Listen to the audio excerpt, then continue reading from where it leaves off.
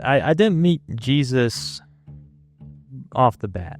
It was a slow process. I would say that I know of the Lord, but I didn't know the Lord. Grow up in the church, you get to hear about this Jesus guy. Sounds pretty cool. Everybody says, say your prayers, do this, be a good person. But I had a surface level relationship with Jesus, and that was just knowing that he exists. Whenever you see somebody who is actively seeking Jesus, seeing like the beauty that comes from that, either the successes or just a willingness to humble themselves before the Lord and everybody else, it's like, something draws you to that. You're hungry for the Spirit before you even know it. What's this Jesus that they see? Because like I have my idea of Jesus, and it's just do good and you go to heaven. But they talk as if they have a relationship with this guy, like they're constantly talking to him and he's constantly talking back. I want to dig into that a little bit. I've been made fun of my whole life growing up because I'm different. Why are you different? Growing up, people would make fun of the way I walked, the way I, talk, my laugh. Most people don't know that I have cerebral palsy, and I was afraid that that's what they would see. When I feel the Spirit, I'm wrecked and I'm crying. Right now I want to cry now because it's just, I feel that time again. And it's like his peace was just overwhelming. And, in that moment, I saw Jesus. Rock bottom was I got up for work, and the dread of going on throughout the day is just so immense that I go to the bathroom and I put a knife to my wrist and I'm like, I'm going to do it. And there was just something there at that time that was preventing me from doing it. The knife is on the skin, but there was something keeping me from.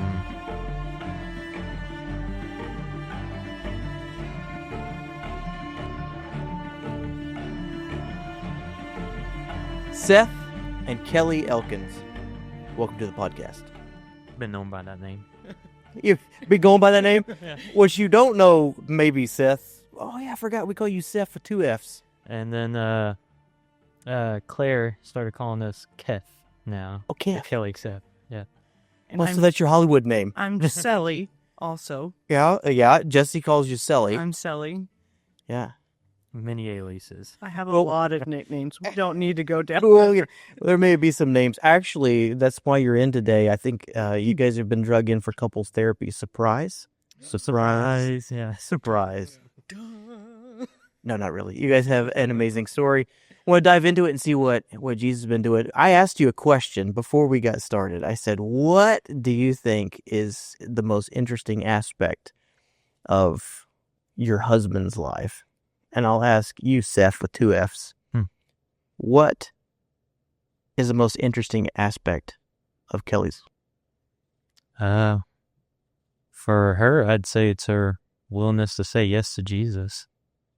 I'm sure we'll get to it here in a bit, but like with the license and everything else, where it's like the Lord's telling her to do something and there's struggle. Yeah. It's like Lord still gets you in the end, though. Yeah. And she said yes, and look where it's got her. Yeah. That's amazing. I'm going to move this microphone stand already, I can tell. I'm going to fix this just so here like that. All right, so we're going to get into it. Let's get into it. How did you guys meet? At a bar. The first time, yeah. Yeah, no. This is so great. The couple who probably, is pressing into the voice of the Lord and trying to hear him in every aspect of their lives. You guys' origination point is the bar. A bar that's no longer open. I love this. Where's the bar that's no longer open? It was Boston. Bostock's. Oh, it got torn down. Now it's going to be like apartments and whatnot. Okay. R.I.P. Okay. First of all, young lady, what were you doing at Bostock's? I'll get with you in a minute. What were you doing at Bostock's, the bar? Having a good time. Imagine. Sounds like you found a dude. Well, and at that point, I didn't even know who he was. Yeah. He was just a guy in a bar. He was a friend of Kelly's. He had moved back, I think, at that point in time, because he moved back to his hometown, Liberty, and then he had moved back, and I guess it was just a coincidence. He was there, we were there, other Kelly of the gang, and Who's other Kelly in the gay group of friends you run with? yes, yeah, my best friend Kelly, Mm-hmm. and Posse. and all of our friend group at the time and everything. We were there, just to have a good time. And he's there, and I'm like, oh, who's this guy? Because Kelly's never talked about him or anything like that at that point. And, here we are, nearly, 6 years later, about 6 years later at that point. And he was just a guy in the bar at that time. And you're just a guy. What are you doing at the bar that night? I wonder why God brought you guys together that night. I don't know. Whenever I got back into town, I didn't really have a whole lot of friends left in town because I had been gone for roughly about 3-4 years from Stephenville, and most of my friends have moved to like Fort Worth and stuff like that. So you went to high school here? I homeschooling. Homeschool here? Yeah, with the Cottonwood group. Okay. Yeah. But I had got back into town, and I was like, I don't have anybody to hang out with. And so I was looking around, and I saw that Kelly was still in town, and we worked together. Not this Kelly. Other Other Kelly. Okay. Kelly with a Y, Kelly with an I. Gotcha. So Kelly with a Y. We had worked together previously. First job over at Santa Fe County Taco. Santa Fe. Another place that Taco Company. Company. All right.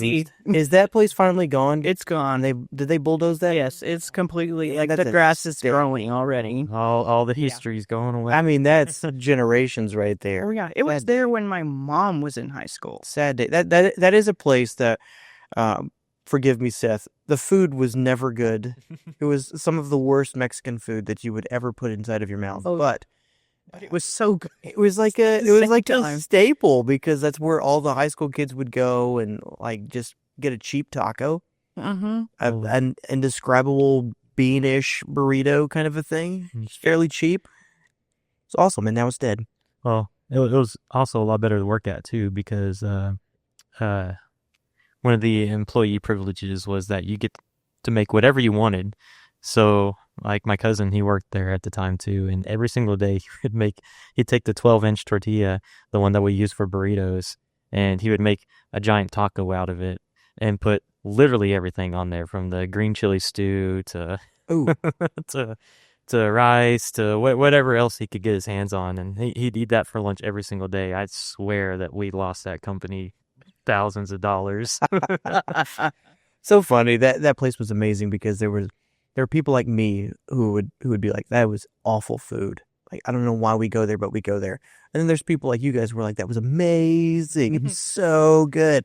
They would swear by it. Like that was their spot. It's like off menu items, you know. So Kelly with a Y, you guys used to work together at Santa Fe Taco. And then you were like, okay, so she's still in town. We should hang out. Yeah, I just sent her a message, kind of said like, hey, what's up? And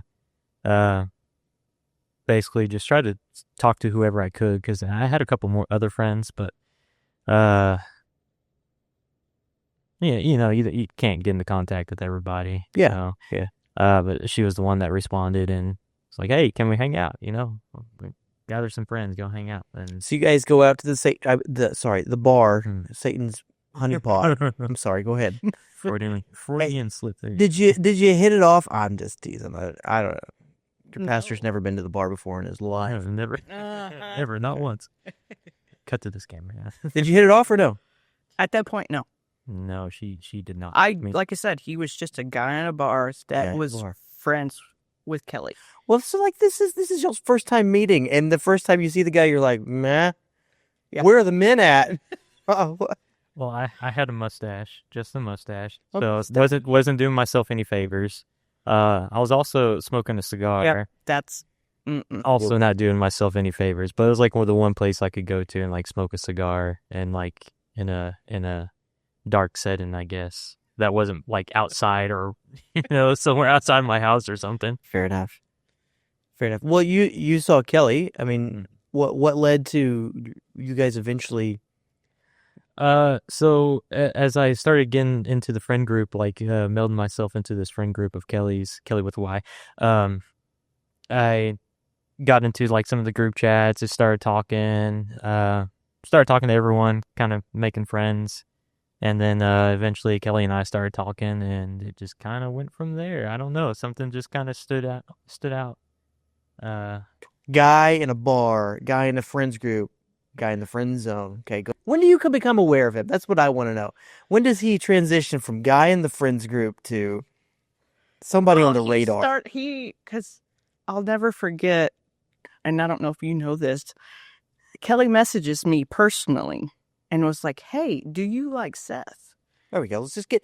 I like this woman. She's Kelly with a Y. She's straight. She's my best friend. Straight, I love straight, her. straight shooter. Well, she's doing her job to get you out of this friend zone. Let's cut to the chase. Is there something? So here? Kelly messages. Hi, girl.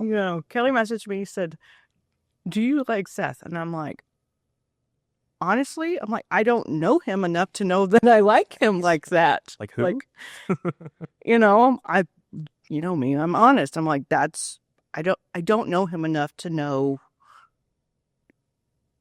to go that far yet.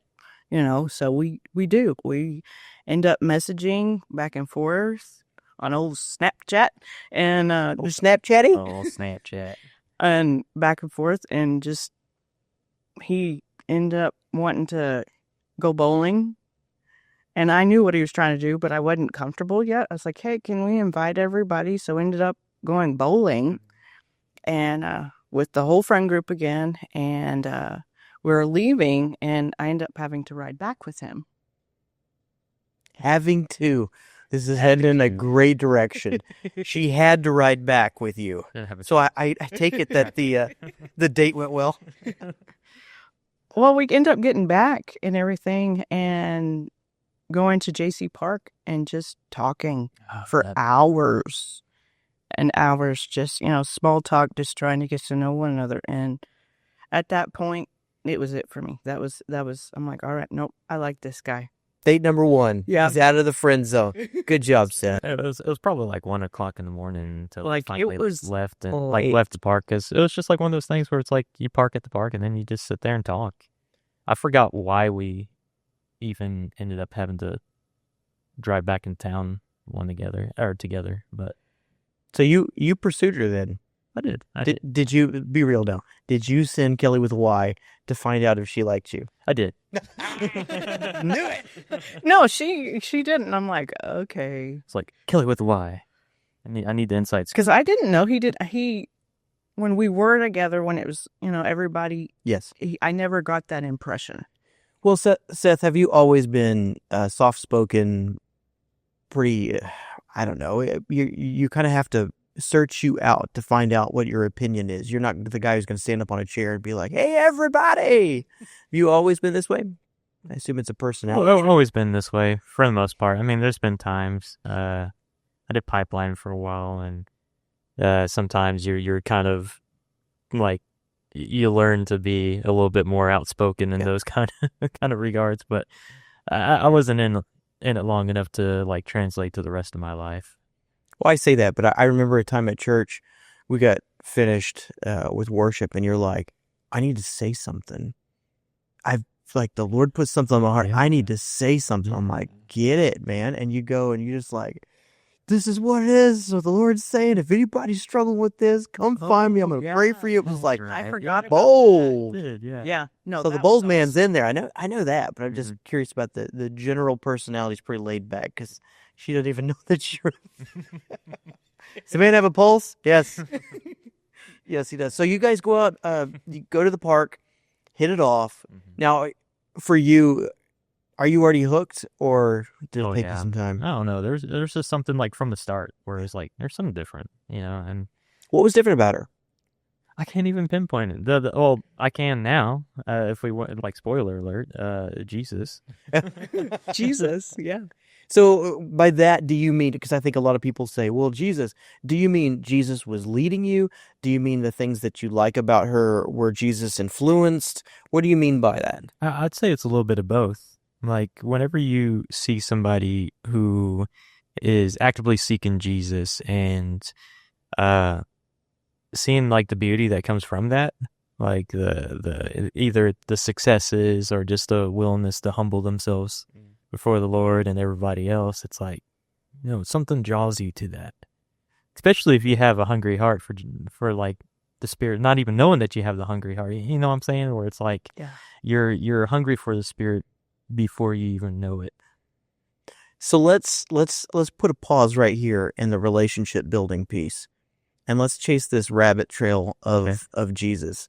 So I take it, we'll start with you, Seth. I take it that Jesus wasn't, I mean, you didn't know it was Jesus, but Jesus, you knew of Jesus. Mm-hmm. What's your kind of background in that? On and off, kind of, always been like on and off religious, I guess, to that point.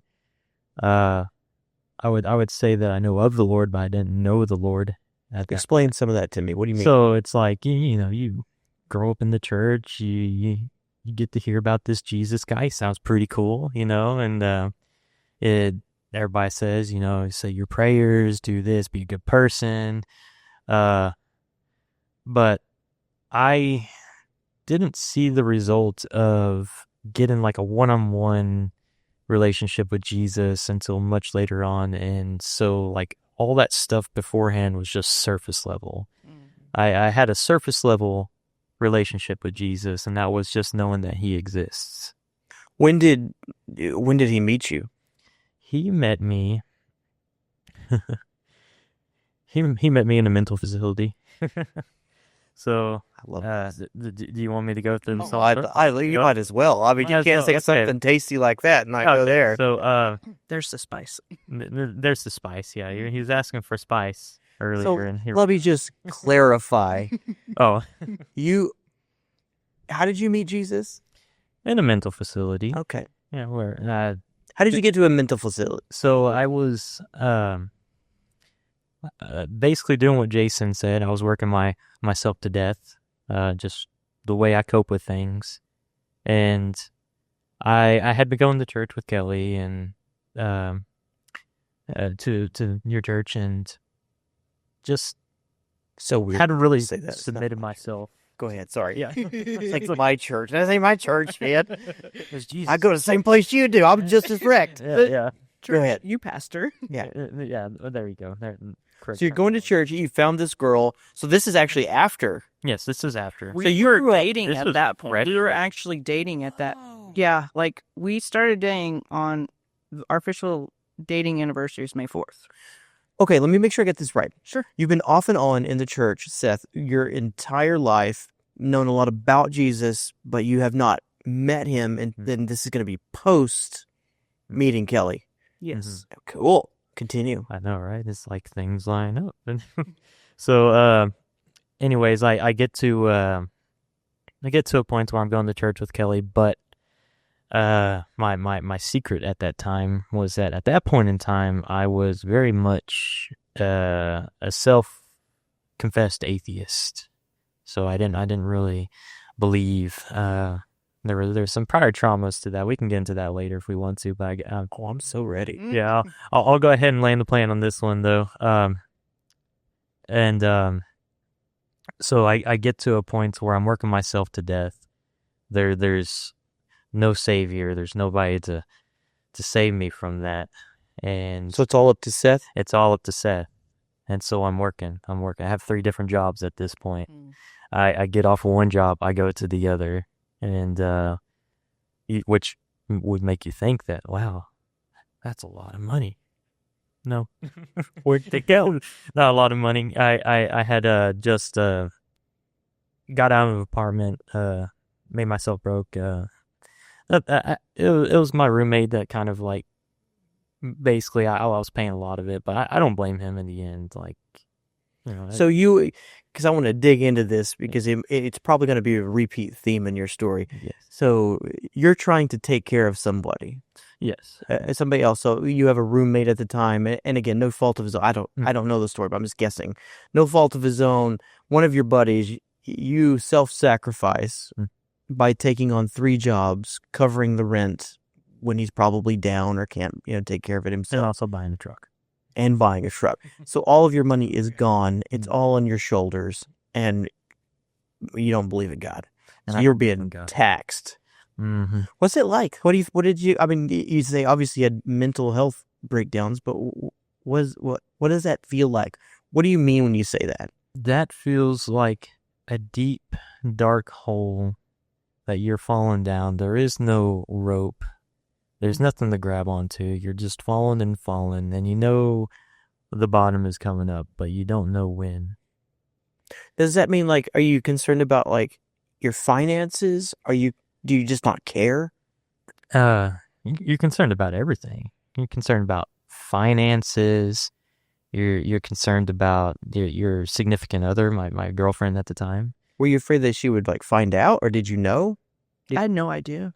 Yeah, no, I was very much not like somebody who would broadcast it.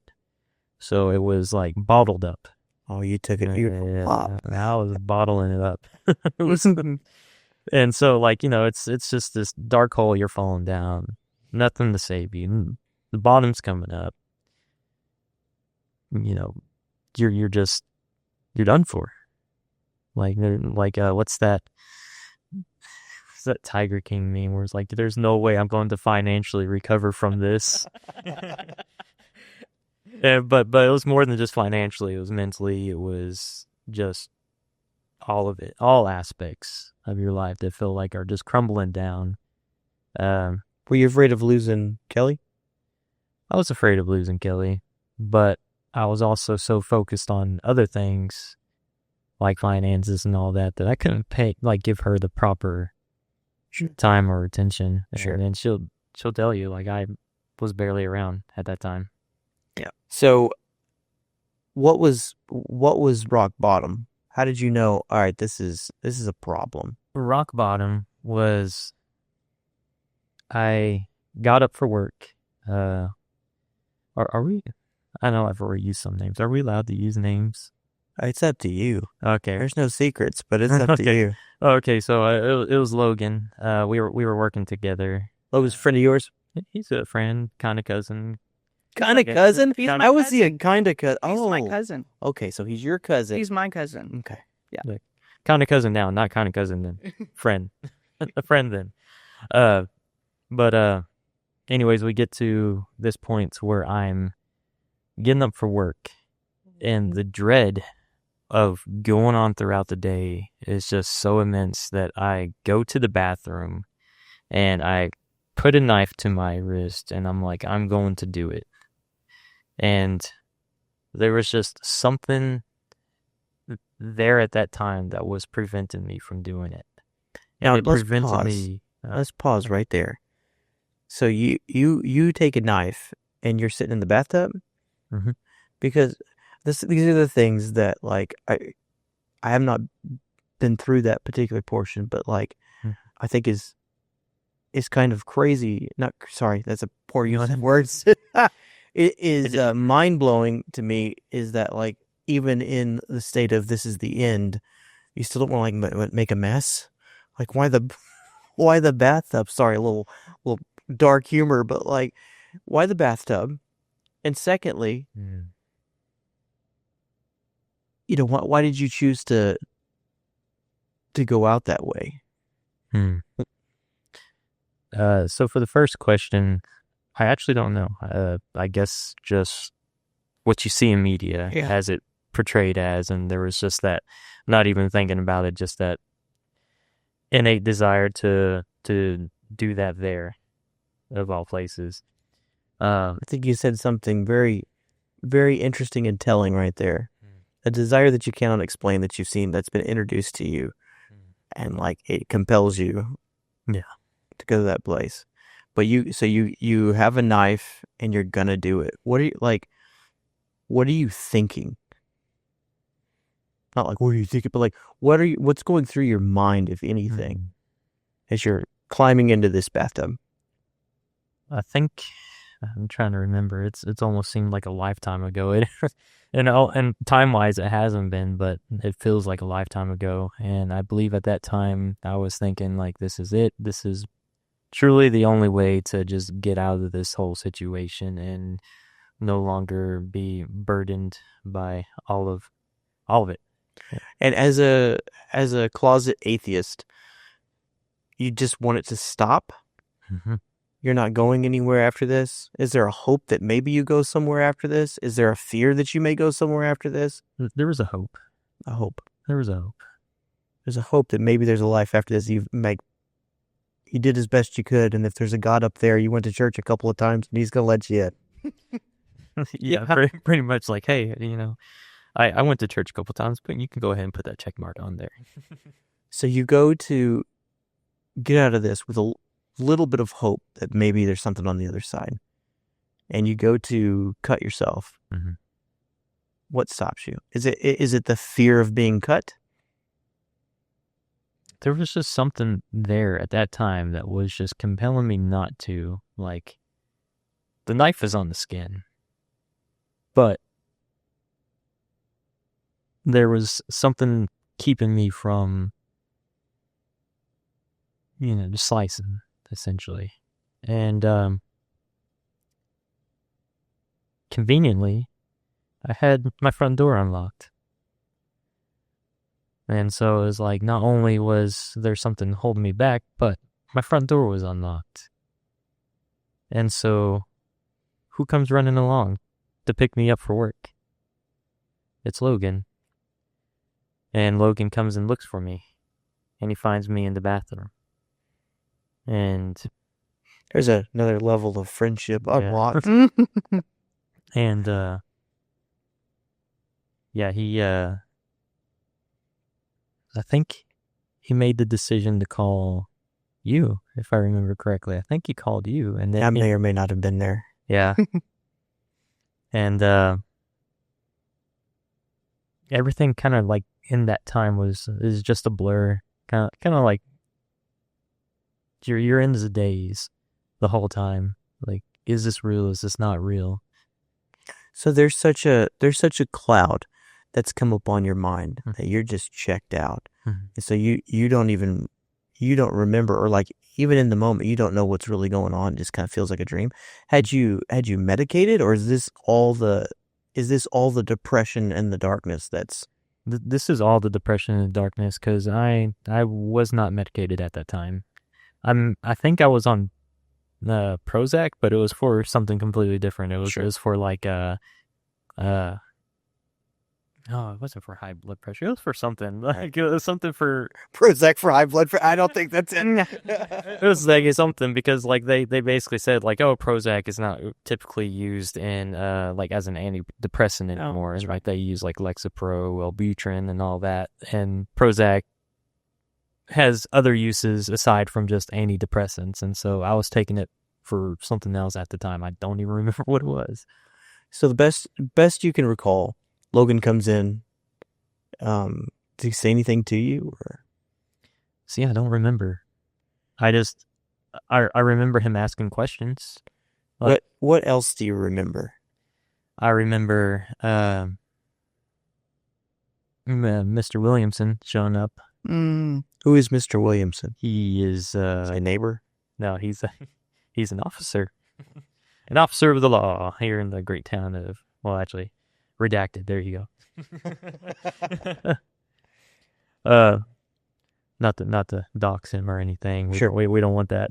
Officer Williams. Yeah, no, he came by because I believe one of y'all called, which was the right move, absolutely right move. And I remember the question being asked, do you want help? And I said yes. Yes, I do. And I believe now that was the Lord asking me if I wanted help. And I thought I was answering, the officer, the nurses at the time, but who I was really saying yes to at that point in time was Jesus. He just has a way of sneaking in there sometimes, That's so funny. That's like I don't know, that story, what you just explained. I don't know how many hundreds of times I've heard that in different people's lives where, maybe Jesus has been knocking on their heart's door, or like trying to tell them something about what's going on in their world. And they're just, no. I'm going to do it myself. I got this. And then, he he eventually packages it up in a way where they can go, yes. And it's so cool. I love that part about our God because it's like, I'll take it. He's yes to a police officer saying, do you want help? Will you receive? Will you stop relying on yourself? And will you say yes? Yes. Okay, I can work with that.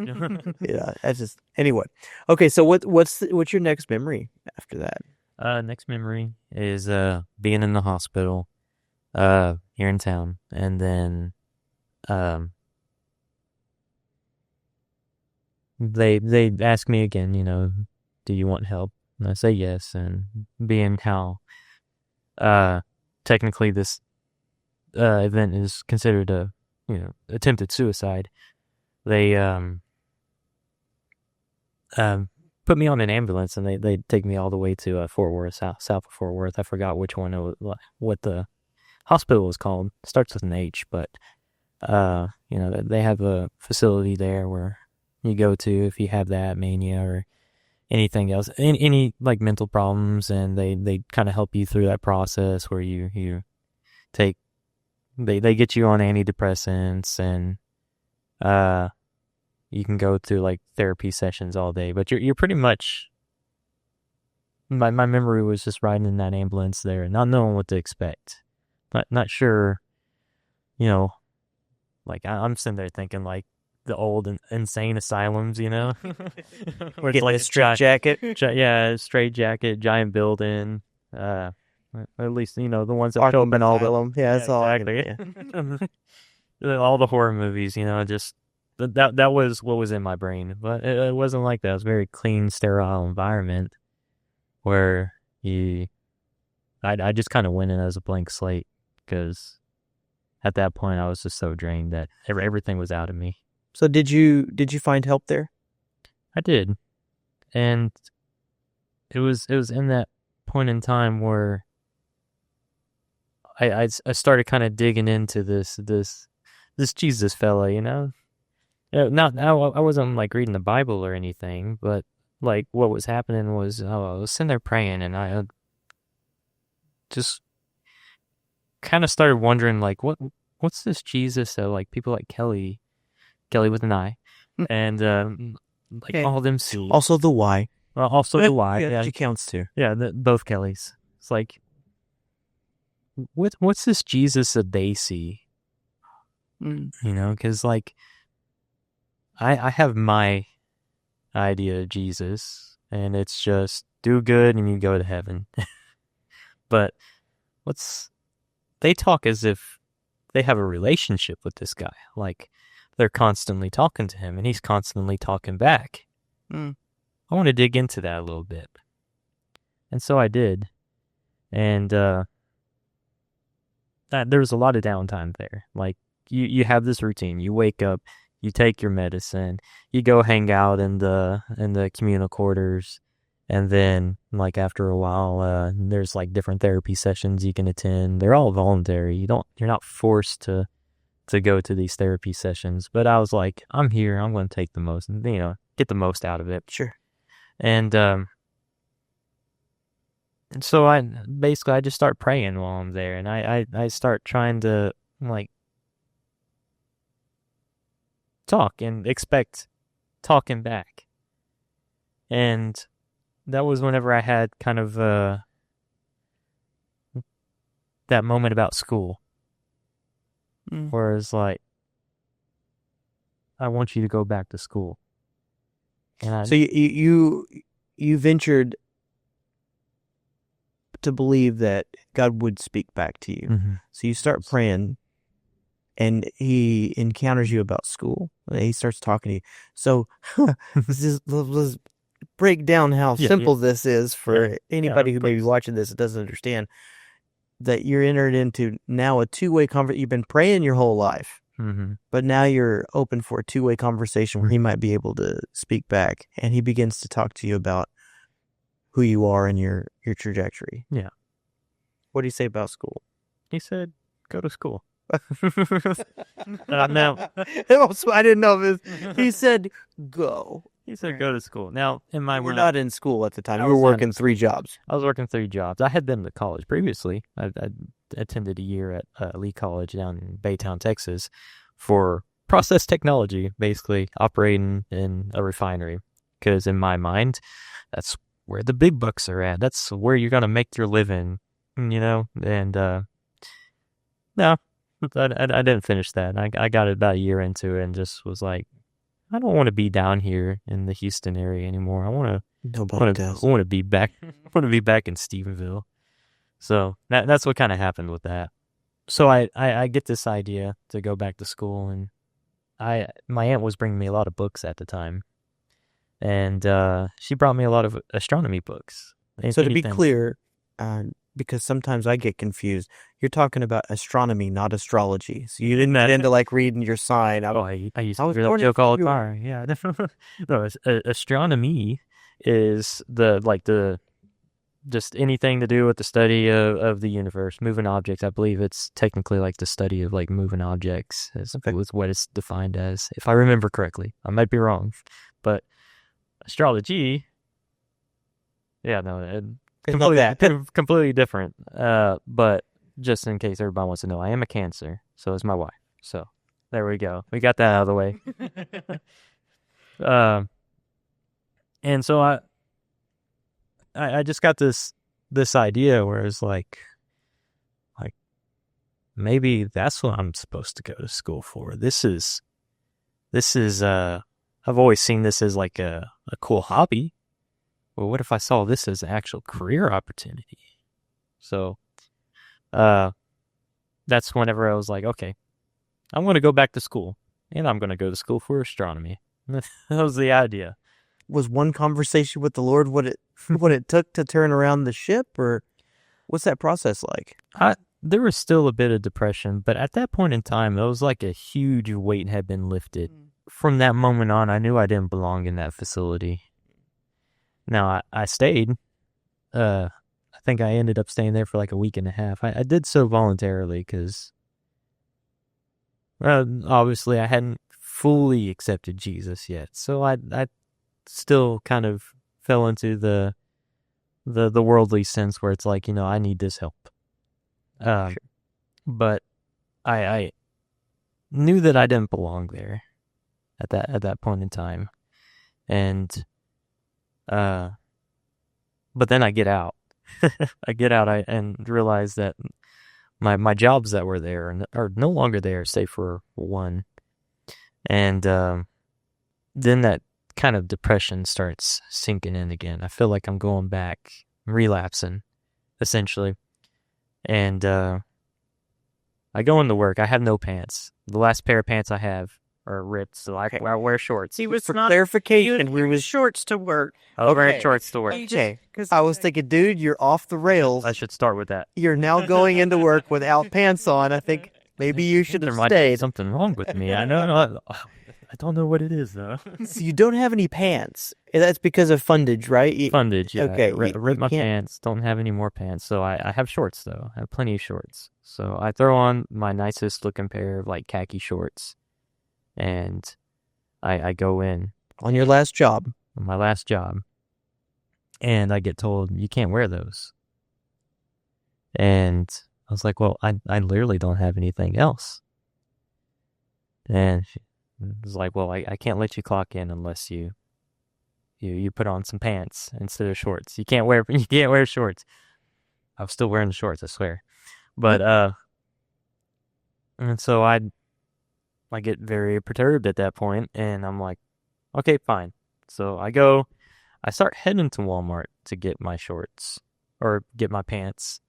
And then on the way there, I'm like, no, I'm not going to put up with this. So I just go home. I didn't go in. No contact after that. I just ghosted the... You quit. I quit. Yeah, I quit. You quit over the pants. I quit over the pants. An indication that something might be wrong with you. You might need Jesus. So I fall into this deep depression the next few days. Nothing like in that moment previously, but still like kind of virgin on that level. Like, could be there, could not be there, you know? Sure. And it's been several days. Kelly knows something's wrong. And all of a sudden I get this knock on my door. Wait, are you still living in the apartment? Oh, no. Oh, you know what? I forgot to mention that part. I'm glad you said that. So after I got out, I got evicted. I'm trying to balance. I'm like, okay, man can't buy pants, but he did. He scrounged up some money for pants, and I'm thinking, can he still afford his rent? No, I got evicted. No, he got evicted. Yeah. Okay. Yeah, and me being me, I tried to do everything all by myself. So I'm sitting there at midnight at the apartment, unloading everything into my truck, furniture and all, by the way, and awful. It was just awful. I still have that tendency every now and then to just want to do stuff my way myself, but we can get to that later. Yeah, Lord's not finished with me yet. All in good time. So I quit the job. I'm in deep depression. Kelly's calling in, checking every single day. She's stressed to high heaven over here, worrying about Very me. stressed. Did you say where you were living? I was living at my aunt's house now. After I got evicted, I was living at my aunt's house. Yay, living with family again, you know? And that's super sexy. You want to come over to my aunt's house? No. Do I come over to my aunt's house? Oh yeah, we were both living with our aunts. Oh, so when the thing for you guys, that's awesome. Okay. It was meant to be, you know. So we get to this point, and I'm depressed, and she's wanting to do something. So she apparently calls Jason because I get this knock on my door. No. I did not call Jason. Oh, was it the other way? Yes, Jason. But it was Jason, I think, had called me and was like, "Hey, do you think it would be okay if I just pop in over there?" And I'm like, at this point, I don't care. Just go. Because it's like, I knew one way or the other that Jesus was going to get through. And if it was through Jason, yes and amen. You know, it was just like, because at the time, you know, my backstory, I didn't have a license or anything. So it's like, I had no way to get over there unless, you know, someone came pick me up to take me over there so I could see physically how he was doing. Because at this point, you know, I didn't really know. You know, he was telling me maybe what I wanted to hear, or, you know, I don't remember the conversation, but I was checking in as I would anyone, you know, especially, you know, my boyfriend. I'm like, I want to make sure he's okay. And Jason was like, "Hey, do you think it'd be fine?" I'm like, at this point, I don't care. Go. You know, and that's what led up to Jason going. That is why I have her here. Did he knock on your aunt's door to come share with a maybe atheist kid about the claims of Jesus Christ, or what was he there for? No, he was like, basically what happened is I opened the door. He's like, "Hey man, how you doing?" I'm like, "Oh, I'm all right." He's like, "You want a job?" He specifically said, like, "I feel like the Lord is leading me to offer you a job." And I was like, okay, you know, I need money. You know, I didn't know what to expect from it. I was just like, okay. So let me just understand this. You've just quit your job. Mm-hmm. You've gone home to the house. You're falling in, well, to your aunt's house. You've been evicted from your apartment. Yeah, you're slipping back into it's all on Seth's shoulders. Mm-hmm. And you're freaking out. And the darkness is starting to come in. And it's kind of around you not being able to provide for yourself. Mm-hmm. And from what this guy says, Jason Ogle, is that the Lord has sent him to your house to offer you a job. Yeah. And your response is, yeah.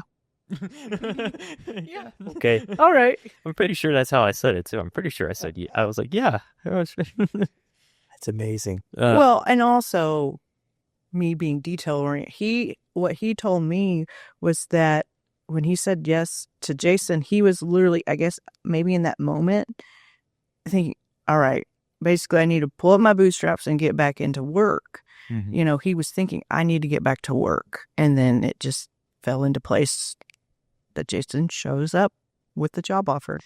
Yeah, no, you're completely right. Because at this time, I didn't see it as a Jesus offer.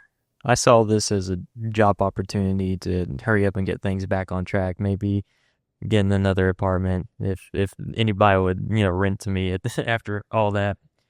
At the time, I don't know if y'all have talked about it, but at the time, did he tell you the process of what that was? Did he say, "Hey, listen, the Lord told me such and such, so and so," or does he just like, "Do you want a job?" No. I mean, he set the process. Okay. I mean, he didn't go into detail. We weren't sitting there for like 15 minutes. Him Right. telling me the the message, the receiving the message, and all that. He just said, I was praying and felt like the Lord said I'm supposed to offer you a job. Yeah, if anybody wants to get the full story on that, they're going to have to check out Jason's podcast, like episode 2 or 3. He tells that story from his perspective. Yeah. I saw that. Yeah. So you say yes to this job, Mm-hmm. and when do you start meeting Jesus in it? Like he's redeeming this thing. You say yes, you go. It's not a great job by my estimation, but you seem to take to it like a fish to water. What was it? What was the job in?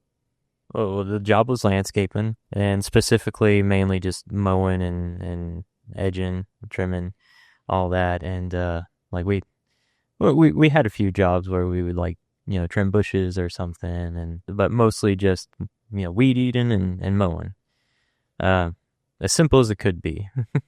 Just don't crash the mower, because we had a 0-turn mower, and I remember the first time he made me. It was the very first day he made me drive it, and it's like, get used to it. I'm sitting here thinking like, how does this even work? It's a pod racer. I got it. Yeah, and then I hit the power line or the power pole. Oh, that day? Yeah, First rattle out of the box. It was very gentle. It was very gentle. It was a love tap on the fire on the electricity. It wasn't like, oh, I'm like in Star Wars, or I'm just gonna like full speed into a rock or something. No. But I didn't meet Jesus off the bat. It was a slow process, because I feel like the Lord was waiting. He was biding his time until I was ready, essentially. And I feel like Jason was kind of sent there to like whittle that down a little bit, to prepare me, essentially. That's the beautiful thing. We talked about it, maybe in that podcast, maybe one later. That's a special gift that God's given him in being able to sit with. Mm-hmm. I used to this. Well, I guess it's young women too. Young men and young women. He had a lady come work for him one time. That's true. Sit in the truck and just over the course of months and years, slowly bring Jesus into the equation of how to pray and hear and listen and do what he said, be obedient, and how much they're loved, and how to do finances and family. Like it all kind of overflows in the cab of that pickup truck. Oh yeah. So I'm sure you were getting a healthy dose of. Oh yeah. I mean, we call it truck time. So we call it what time? Truck time. Mm-hmm. Truck time. Yep. I find it curious because you're in a rehab type thing, Mm-hmm.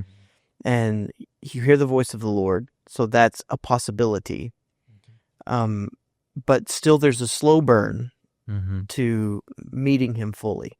What'd that look like? Was it in the cab of the truck, or was it? I would say most definitely it was in the cab of the truck. Now, there was some more like extracurricular activities, I guess you could call it, where it's like I go hang out with the friend group with Kelly and go to church with her, which I didn't very often. Like for a long time I didn't go to the church very often. But the times that I did, and then like just being exposed to people who hear from the Lord, who have that relationship with the Lord, and then also being in the truck with somebody who's like that, who just may or may not be a pastor in said church, and talking to him, and like him kind of showing how to introduce Jesus into those everyday problems you have. I love that, man. Outside of church, Yeah. in a truck, doing landscaping. Sweating, feeling miserable, like, oh, it's going to be so hot. I'm going to die tomorrow, So was there ever a breakthrough moment where you're like, Lord, I'm all in. I know you've been doing a thing in me. You've been wooing my heart. That was whenever I finally made the commitment to start school. I talked to Jason about it previously. I was like, hey, man, if I started school, would we be able to work something out, like, to make sure this happens? And, this was just after, he knew that I had heard the Lord's voice in that.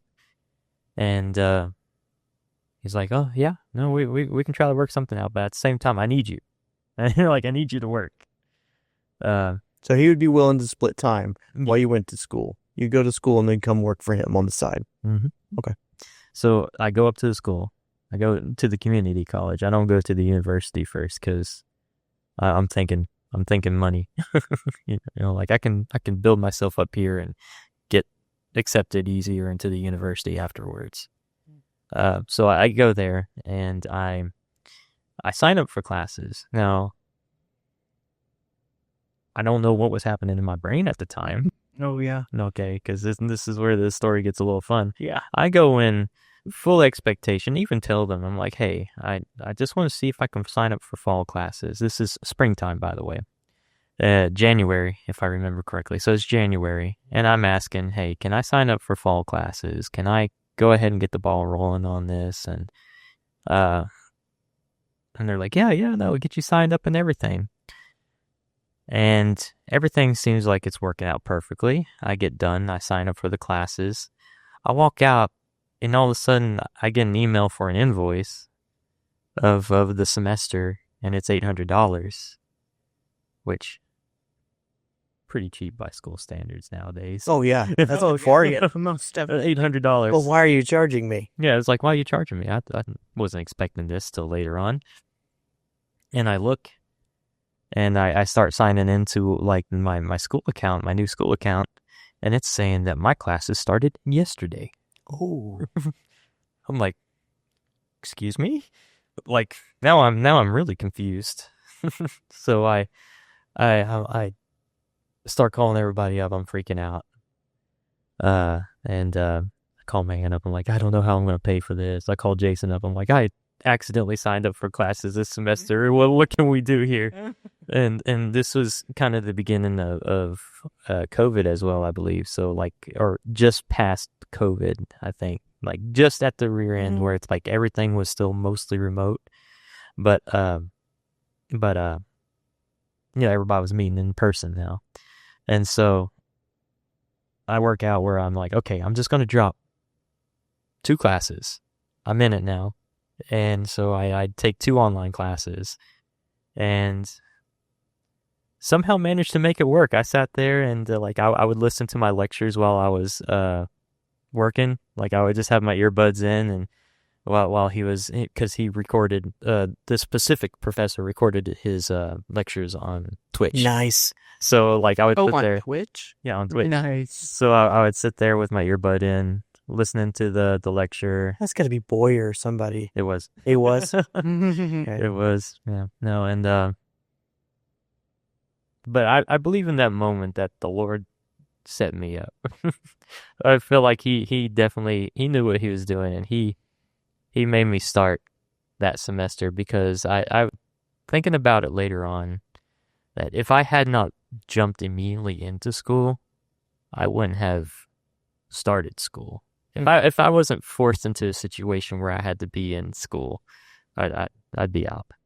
I wouldn't have done it. I would have been happy working.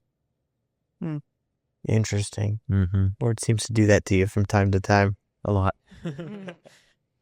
He likes to do rug pulls for me, but every single time it's always worth it. So in the going to school process, it just continuing like with the slow burn of getting to know him more and more and more and more. Okay. Well, it's like now it's like, okay, there's some super big coincidences here. Like, how is this working out? How is it that I'm able to make this work time-wise, not be burnt out completely, not being overwhelmed, not running out of money completely, and still able to afford a place to live, because at this time I had started living at the bed and breakfast. Oh, yeah. So I was living upstairs there, and You lived upstairs at a bed and breakfast. I did. Mm-hmm. Very good rent, too. That's amazing. But I managed to afford school. I afforded that. I worked. I managed to make an A in all my classes. Mental health is okay. Mental health is okay. Now, something I neglected to neglected to mention was that after I had got out of the hospital, I was heavily medicated. Wellbutrin, XL, Lexapro.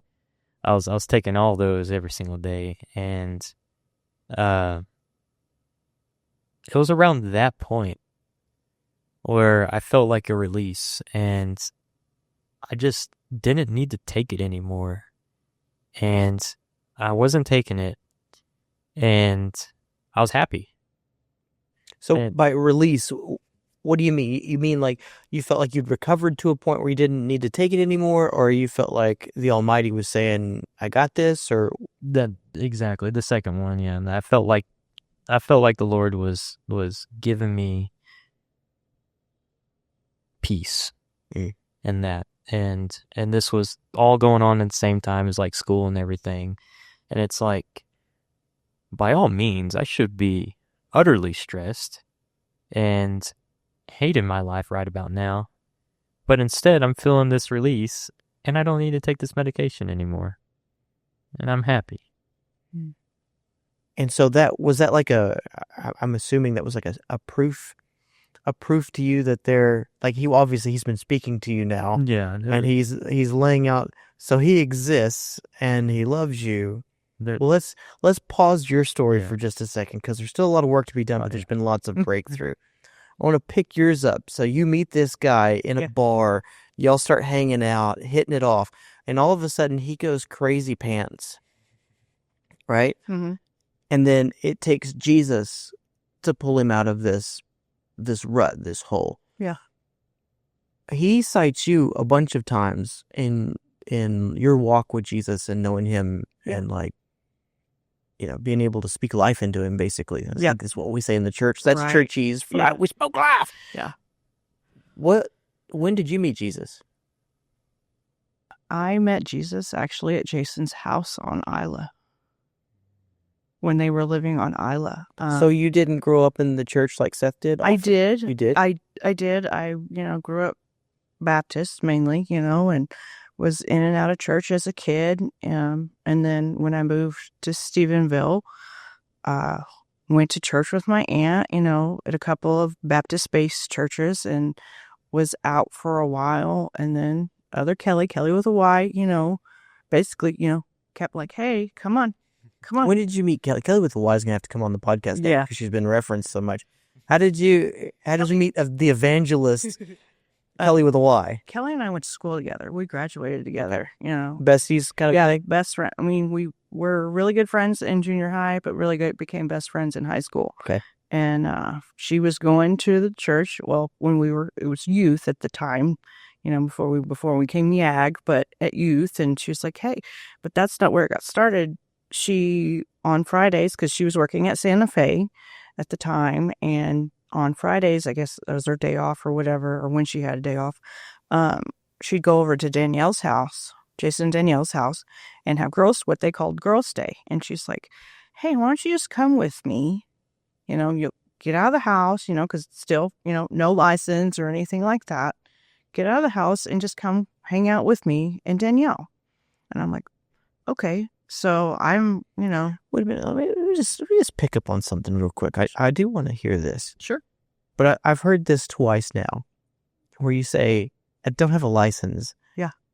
Why don't you have a license? You're a young adult at this point. Mortified, scared, very scared to drive? Yes. Why cause? Well, growing up, having a father that was an alcoholic, or is an alcoholic, and drinking and driving, and just worried that he's, maybe might get pulled over and I'm stranded, not anyway. In my childlike mind thinking, okay, if he were to go, what's going to happen to me? And just, I've always my life was full of fear, So were you afraid of being on the road and there being like a drunk driver like your father, or was it more like you just being exposed to his driving scared you that you didn't, well, I've inherited the curse of his driving? Maybe a little bit of both. Like I don't know. Like that's always was always a thing for me. Just a fear, like a phobia of driving. Yeah, it wasn't, I can say I attribute it, I mean, part of it, yes, is the whole dad thing and everything like that. But it also, there was just always a fear of mine. I don't know why. I can't say this, that, or the other. It's always been a thing. Okay. For me. So you've gotten a ride. That's why it's Yeah, right for me. You've gotten a ride over to Jason and Danielle, who are the young adults. They're also the youth leaders. Yes. That you've kind of grown up with Kelli. Yes. And y'all are over at their house at a young adult night or something. Yeah. Like I said, I think it was a youth night. We were still in youth at that point. It wasn't at that point. It was a youth night, and like once a month, we'd go over to Jason Danielle's and have a family night, and play games, talk things through if we needed to. It was just a family night. And everybody's gone at that point, You mean everybody else has gone home? Yeah. Okay. Yeah. Like no one. Because you couldn't drive? Exactly. Oh. I was waiting for my mom to pick me up or whatever, which at that time we were just living down the road, so it wasn't very far. But Jason was, was like, okay, I come find out. He's like, all right, I have this girl that's coming into my house I don't know anything about, that's hanging out with my wife and my kids, and at the time it was just Kate and Judah, and who are you, basically, and we talked and was same thing, wanted to know my history in church and things like that, and my growing up in church. And he's like, why are you not going, basically? And I said, fear. To boil it on down, fear, because I was afraid to be made fun of, because I've been made fun of my whole life growing up because I'm different, Why are you different? Well, like growing up, people would make fun of the way I walked, the way, talk, my laugh, if anyone knows me, when they think of me, they think of my laugh, which. What a wonderful thing to be known for. But, because it's like most people don't know that I have cerebral palsy, and that's what attributes to a lot of my, physical attributes, the way I walk, things, like that. And I was afraid that that's what they would see, that people would see, because I've always been an outcast. Even at church, I always felt like an outcast. I was never part of a group, So when you and Jason were talking that night, it wasn't just because you didn't have a ride to church or you were, scared of getting your license or whatever and driving. Yeah. But it was because you were afraid of, I guess you'd been exposed, like you said, to people. Yeah. Was he inviting, just sheer curiosity, was he inviting you to Grace, or was he just saying go somewhere? No, he was inviting me. He's like, come be a part of us, because like I said, that time I was slowly getting into youth, and coming on Wednesdays, consistently. I feel like really at that point, and it was just the only thing I can really remember about that night, and Jason can agree, when we talk about it, because we've talked about it for years, is that, it was a come to Jesus type of thing of like, hey, are you willing to say yes? And in that moment I did. And that was the first time in my life that I saw and felt Jesus. It's like, just like with Seth's story, it's like, he's just a guy that's there to help, and you pray to him and you pray that he helps you, that type of thing. That was how I saw Jesus, was that you just pray, you keep praying, everything, and you pray that he hears your prayer and he listens, and You pray, you double stamp that. like, yep, okay. I'm praying that you heard my prayer earlier. I love it. Go ahead. And so it was like in that moment, it was the first time that I truly felt peace. It was just in that moment, and I'm bawling, as a lot of you know, or whatever, who's watching. When I feel the Spirit, I'm wrecked and I'm crying, right now I want to cry now because it's just, I feel that time again. And it's like his peace was just overwhelming. And, in that moment, I saw Jesus. I did. Like, you saw him. Like, yeah, in my mind, I saw him, like he was there in that moment. Like, I knew he was there. Like, he wasn't just a figment, like, or whatever, in the back corner, like, hey, he was there in that moment. And I'm crying. Jason's crying. Maybe Danielle, because I believe Danielle was there too, may have been crying too. But I know me and Jason in that moment, we were like in tears. And what was being communicated? What was he saying, or what was happening there? It was just a moment of like, these people are okay. Like, they're not going to hurt you. Because Jason has said, he told me, and he has said it, a couple of times when really getting into, me growing in the church and stuff and in my faith.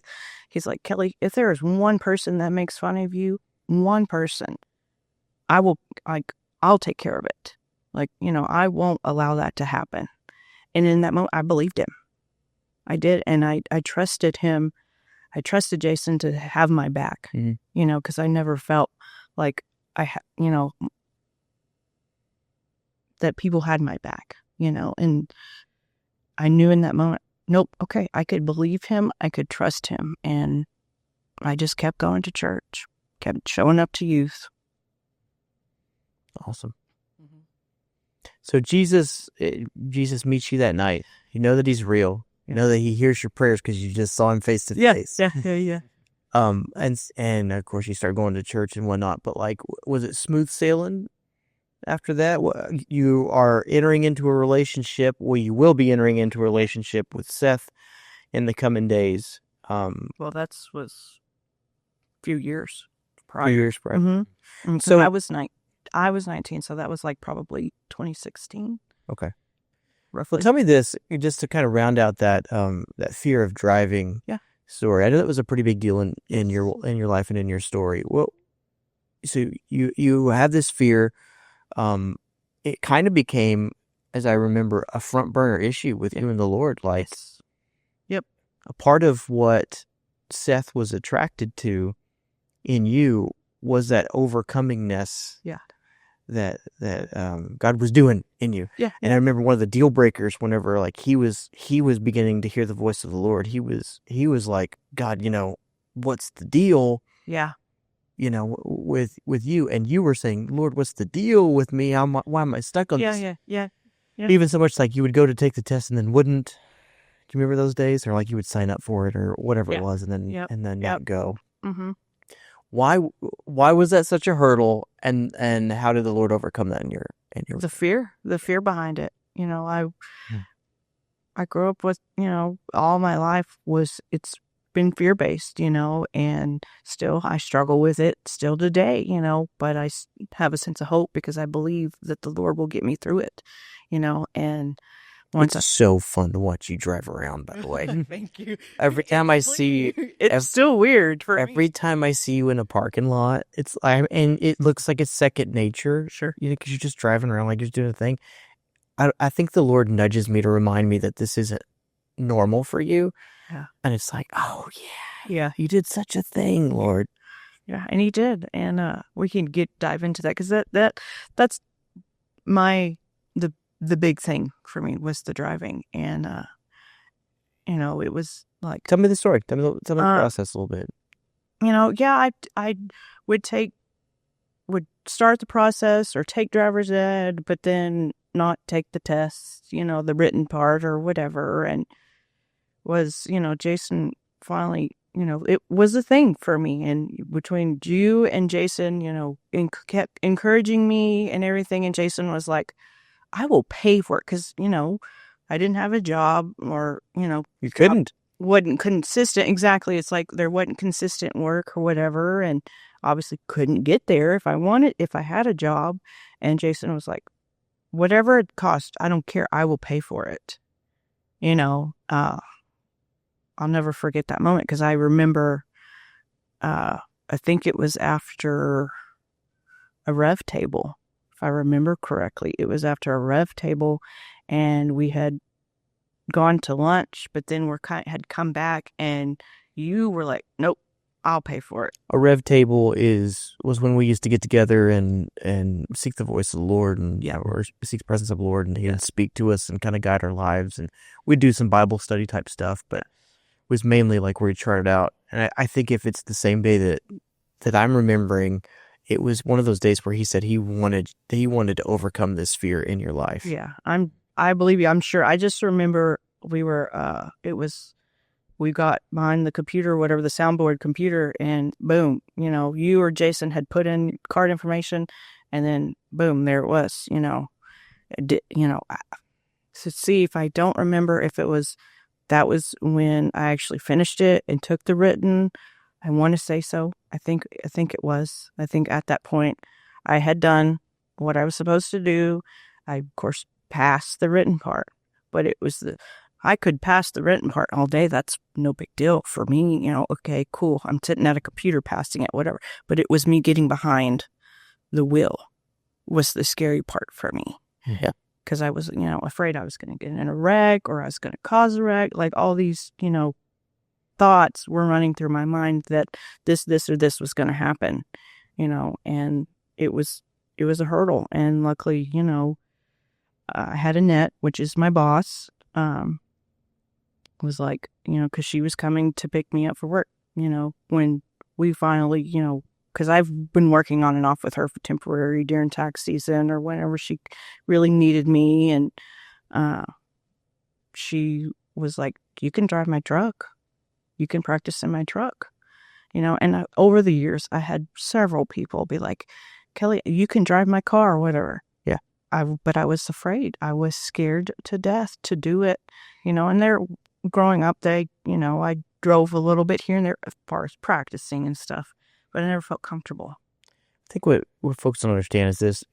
I think you could easily say it's an irrational fear. Yeah. But it was very real to you. Yes. This was not something that went away in a week. This was months and years. Yeah. I mean, obviously years for you, but whenever we became aware of it and then knew that God wanted you to overcome this fear. Yeah. I remember being frustrated a lot. Sure. And being like, let's go. Yeah. Because in my world, the Lord said it, let's do it. Yeah. And I remember you would get to the edge almost like a little kid diving into a swimming pool. Yeah. And then back away. No, it's too scared. Get to the edge. Yeah. But there was... That's exactly how it felt. What was the breakthrough for you? I mean, we signed you up, but you still had to get there, take it. Yeah, because I didn't pass it the first time, like the driving part. Of course, like I said, pass the written, no problem whatsoever. In my mind is like, all right, at this point, I just need to get it done. Like, I'm tired of dealing with it. I'm tired of dealing with the emotions and everything. And I was like, nope, let's just get it done. Move on. Like at that point, I felt like I could do it. There was a bit of a confidence in me. And then you failed. I failed.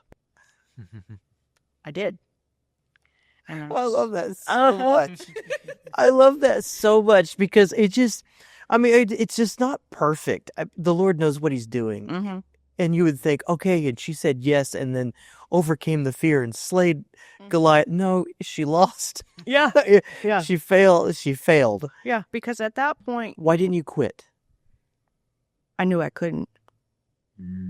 I knew I couldn't. I knew that the Lord wanted me to do it, and at that point, I was driving myself to work, at this point I had my permit and everything like that. And, when I had got my permit, they were like, you can take your test now. And I said, no, I knew in my heart I was not ready because I knew I would at that point, I knew I would fail it. It's like I needed the practice. I needed to be able to drive, and I feel comfortable being able to do it, you know, because at the time, obviously, when you take your driver's test, you got someone in the seat, you know, making sure you're doing all the right things and giving you the score that you have to pass, you know, and I'll never forget, like, I take my test. The lady has me pull over, and she's giving me the score, and I failed by 2 points. Ooh. 2 points. Gosh. And I'm just like, are you kidding me? Really? Come on. Like, I thought, come on. Really? You know? And so I drive myself to work, and of course, I'm devastated. I'm just like, really? You know, and then do I take the test immediately again? No, because I was devastated. That fear crept in again and was like, okay, maybe I'm not supposed to do it, you know? But you were like, no, Kelly, keep doing it. I remember you telling me, I don't care if you have to go every week until you pass it, just keep doing it. Man, that's a good pat. I don't think you're giving yourself enough credit. Like, I feared that after she failed the first time, that she was going to completely give up. Like, this was it. This was the one and done. This was the only chance. But she didn't. And she persevered. Like, she didn't show that she had any sign of giving up after that. Like, she was like, yeah, I already got scheduled. It's 2 weeks from now. What did that mean to you, Seth? It was just like, wow. Like to have her I know we shouldn't base everything off my expectations, but she defied my expectations in that point in time. And I knew that, like, this was Jesus. Yeah. Like, giving her the motivation needed to see this through, because, like, yeah, she wasn't going to give up after that first time. I thought this was it. But it's cool is having lives that overlap and being Dale's friend and pastor for a long time. I remember you were contemplating, because as all men do, women do the same thing. But there's a point in courtship, where you've decided, you almost unknowingly, love has chosen for you, like, this is the one, you know. Yeah. But then, like, the prep and everything's coming into play, and this is the one. We're moving towards the, you know, the ceremonies and life forever. Yeah. And you start to go, okay, wait a minute. This is the one, right, Lord? You know, and now you start to check in with the Lord, and you second guess some things. And that happened, I think, right at the time whenever you were experiencing some of that. We were like, okay, Lord, it's in place. We're moving towards that. Are we sure that she's and then the Lord does that thing in you with the driver's license, and something happened in your heart. That's why I was saying, and what happened for you? There was an assuredness that she is the woman that I thought she was when we first started chasing Jesus together, and this is going to be the way it is for the rest of our days. I don't want to spoil the end. No spoiler alerts here. Let's pop back over to your story. Let's bring us up to current day. So you still had some struggles, like she's talking about. She failed her test, but eventually she passes her test, which makes a testimony for you. Now you are coming alive. You're hearing the voice of the Lord. She's on her journey, but it's not 100%. Walk us through that portion of the story. It's not all there, and there was something missing. And I think the part that really came alive for me. You probably remember this. Sorry, my stomach just growled. Hope the mic doesn't pick that up. I'm leaving that in. It was from the Lord, message from the Lord. But what happened was I knew something was missing, and I was sitting there and I was praying because, I think it was right towards the end of the semester, and I just knew something was missing, and I just prayed. And I prayed, and I felt the Lord say, give it all. And I don't know if you remember that, but I emptied my bank account. I had rent due in 2 weeks. Ooh. Rent due, phone bill, a bunch of other bills, a whole bunch of stuff. And I emptied my bank account. I took all the change I had in my car. I put it in an envelope. I called you up and I said, "Hey, where are you at?" And you're like, "Oh, we're over here at Ronaldo's." So I go over there. I'm like, "Man, I don't know what, but I just felt like the Lord said, have all this." So I gave you the envelope and you're like, we'll put it in the tithe. I remember that. Yeah. And something about that moment made me realize I can trust the Lord in more than just some aspects. I can trust him with my financial security. I can trust him with just about everything. Well, I assume that means that you were able to pay your rent. I was able to pay my rent. Oh, I didn't know that. I was able to I don't pay. remember that You part. remember that part? No, Well, I it don't wasn't on the street afterwards. Well, so. true, but I don't remember. I mean, I know that I wouldn't be kicked out of that bed and breakfast, but there would have been some heck to pay, But it was very reassuring to know that, like we were saying earlier, that not all of this is on me. Yeah.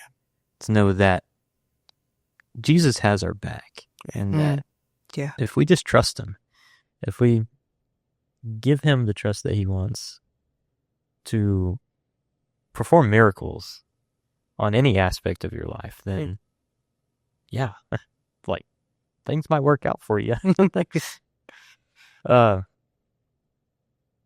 then after that, there was some dips after that.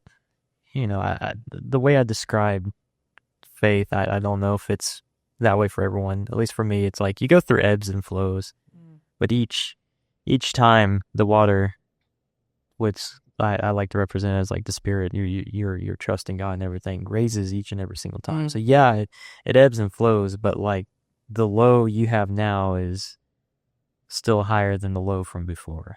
Ooh, that's good. I like that. I use that as a sermon illustration. As the kids say, that'll preach. Yeah. Preach it. And then, that's whenever I started trusting the Lord and in more aspects of my life. And then I guess the next thing that would come after that would be our proposal. Oh, yeah, that's true. That would be the next big thing in that. Let's have the big thing. When did you propose? I proposed in 2019. Right? She's like, no, she doesn't even know. I don't know. It was like, Okay, how about We where? got together in 2019. that's what I'm thinking. We got together 2019. He proposed to me on January 21st. 21st. Yes. Of 22. 22, yeah. And then I remember afterwards, where it's like, we're going to wait a while to have our wedding. And then, like, we went and prayed with y'all. And it was like, September 3rd. We heard September 3rd. That's it.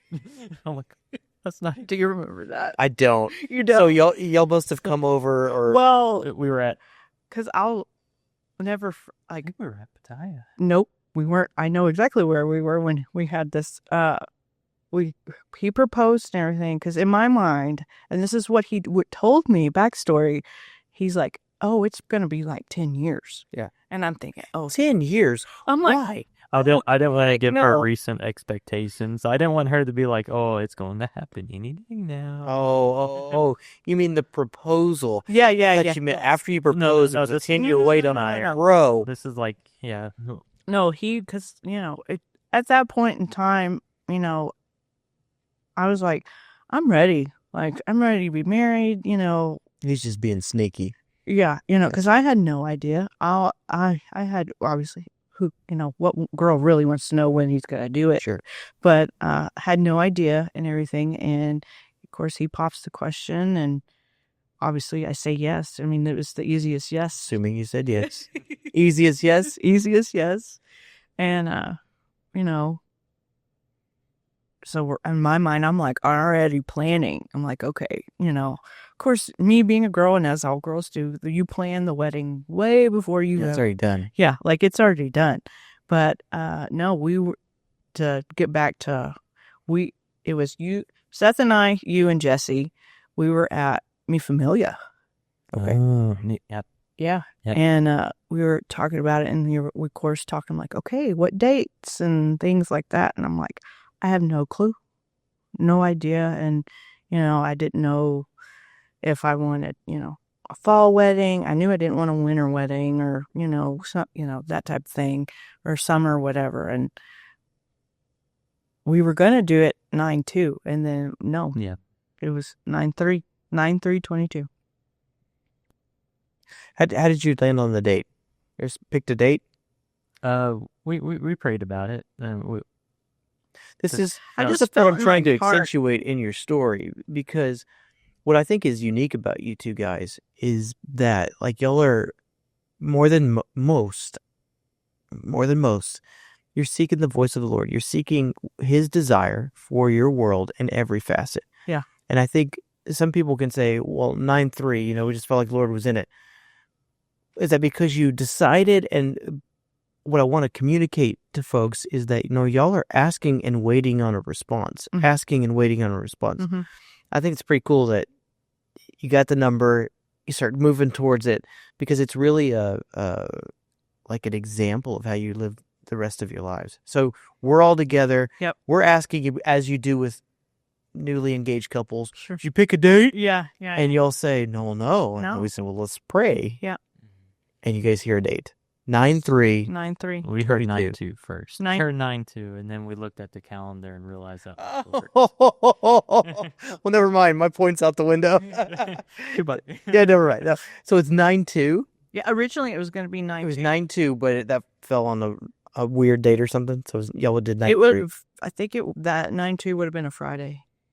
I do want to get to that date eventually, because it was definitely a divine date. Let's take it. Let's go there. I was going to backtrack a little to the proposal, because I don't know if you remember this, but like there was a Jesus moment in that. Oh yeah. Let's have it. No, that's you got to hear this. So I have it in my mind that we're not going to get married for a while, and I'm not going to propose for a while. I just had a bunch of stipulations in my mind, like, oh, this needs to be right, this needs to be right. I need to be done with this. I need, Out of school. yeah.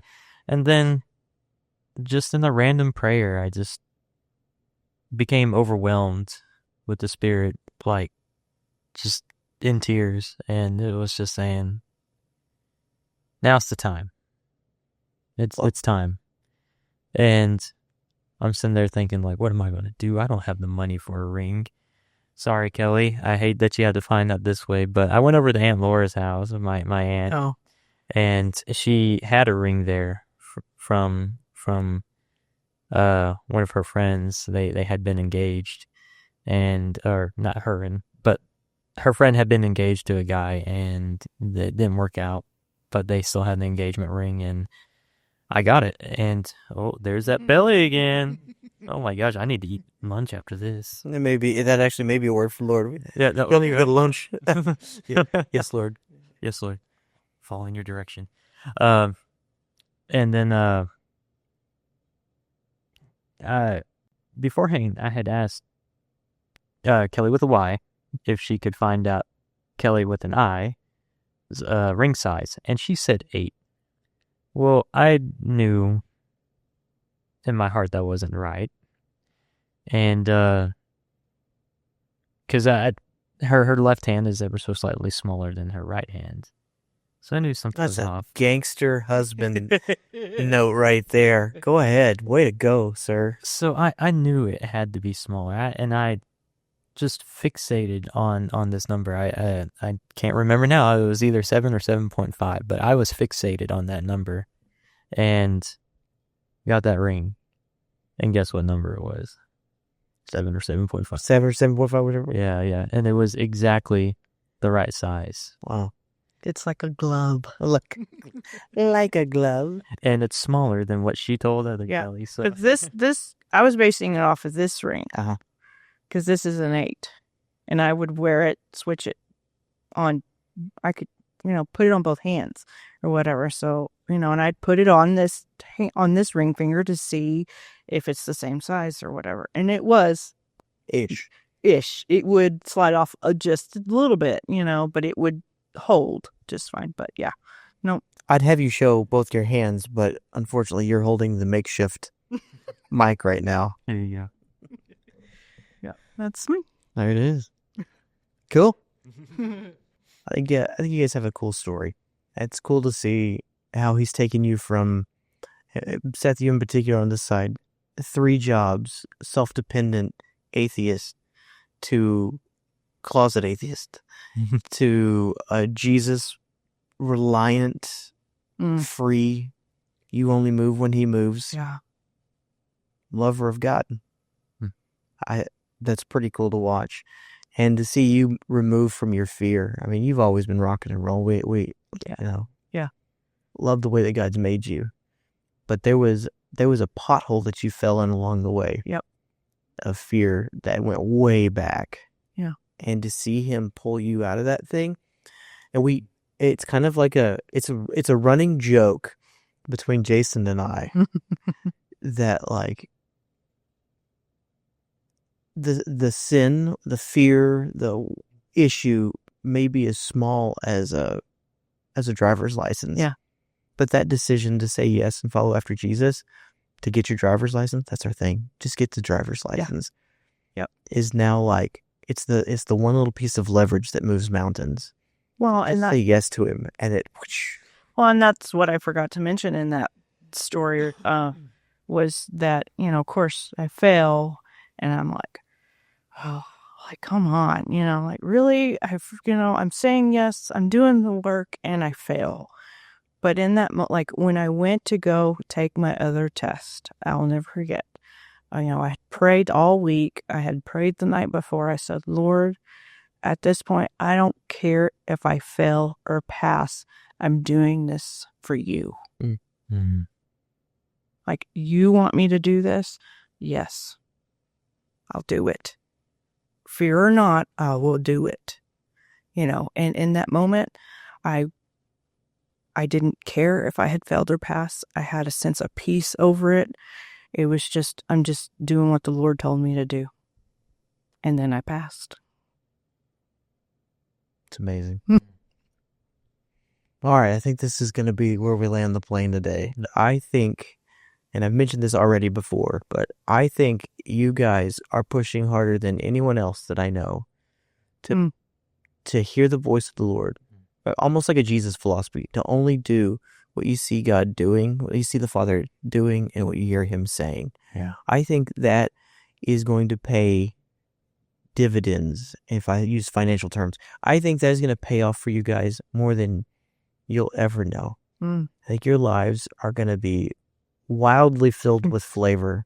I think the Holy Spirit's going to kick down doors. I don't think it's going to be safe at all.